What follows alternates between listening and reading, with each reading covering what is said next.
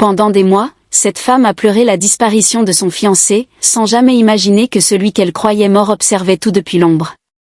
Dans cette histoire inspirée de faits réels, l'amour, la trahison et la vérité vont s'affronter d'une manière totalement inattendue. Mariama avait 27 ans. Dans son quartier, on la connaissait comme une jeune femme douce, discrète, toujours bien habillée. Elle travaillait dans un salon de coiffure et économisait chaque pièce avec patience. Elle était fiancée à Moussa. Moussa était chauffeur de transport entre deux villes. Un homme simple, travailleur, respecté dans le quartier. Depuis 3 ans, tout le monde savait qu'ils allaient se marier.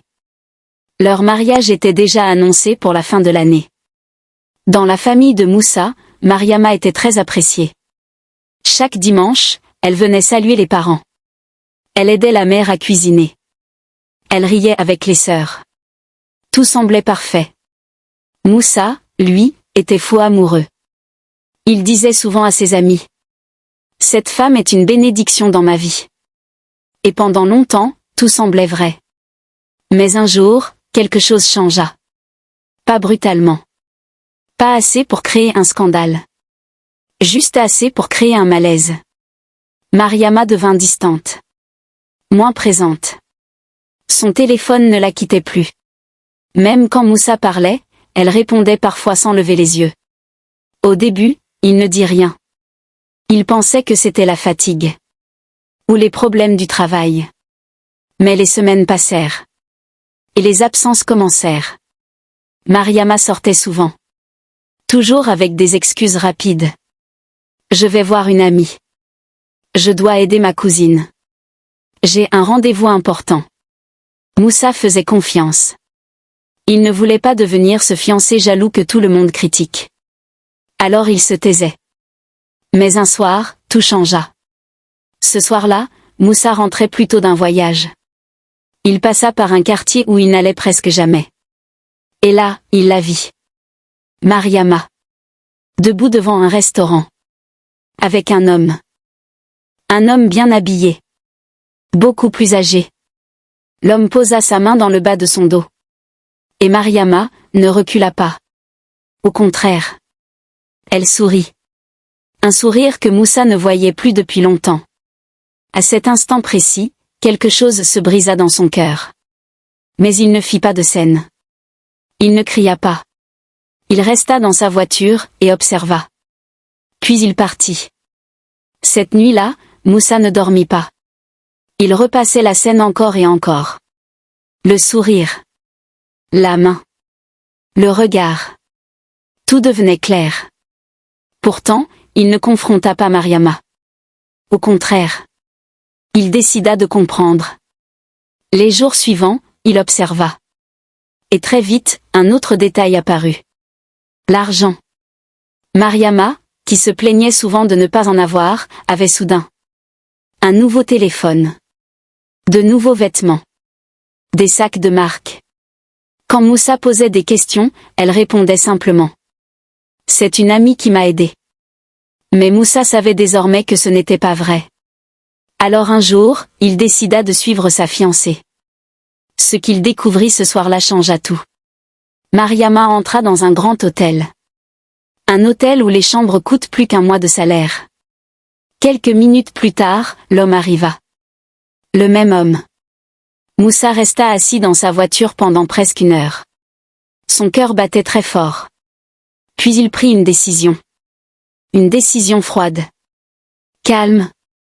Silencieuse. Il n'allait pas crier. Il n'allait pas supplier.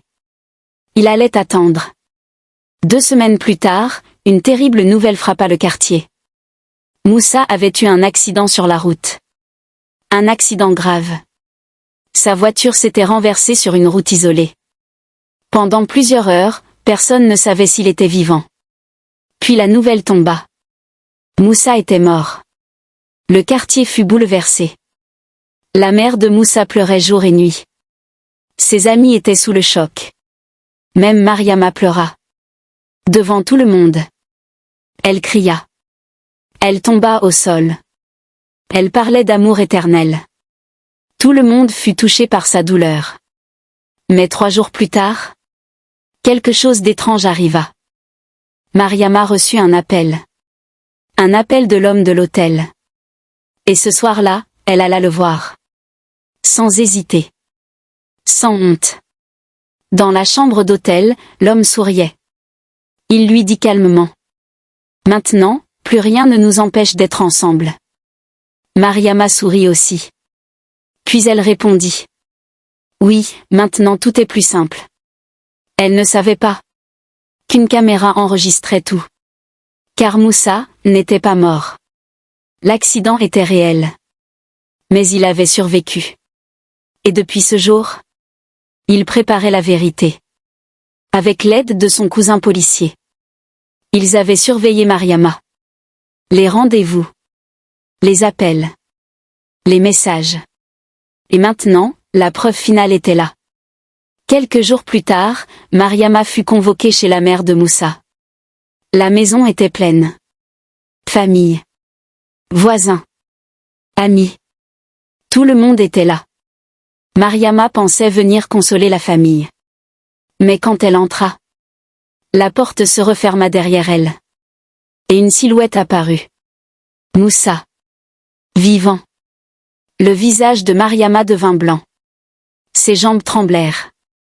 Elle recula d'un pas. Puis un autre. Mais ce n'était que le début. Car Moussa posa un téléphone sur la table. Et il lança la vidéo. La chambre d'hôtel. La conversation. Le sourire. Les mots. Tout. Le silence envahit la pièce. Personne ne parlait. La mère de Moussa pleurait. Mais cette fois, de déception. Mariama tomba à genoux. Elle supplia. Elle pleura. Elle demanda pardon. Mais il était trop tard. Le mariage fut annulé. L'homme disparut immédiatement. Et Mariama perdit tout. Le respect. La confiance. L'amour.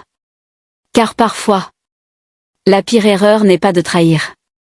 La pire erreur est de croire que la vérité ne finira jamais par apparaître. Si vous avez aimé cette vidéo, n'hésitez pas à nous laisser un pouce bleu, à commenter et à partager. Abonne-toi pour ne manquer aucune de nos prochaines histoires. Car ici, chaque conte est une graine. Et chaque graine peut changer une vie. Merci.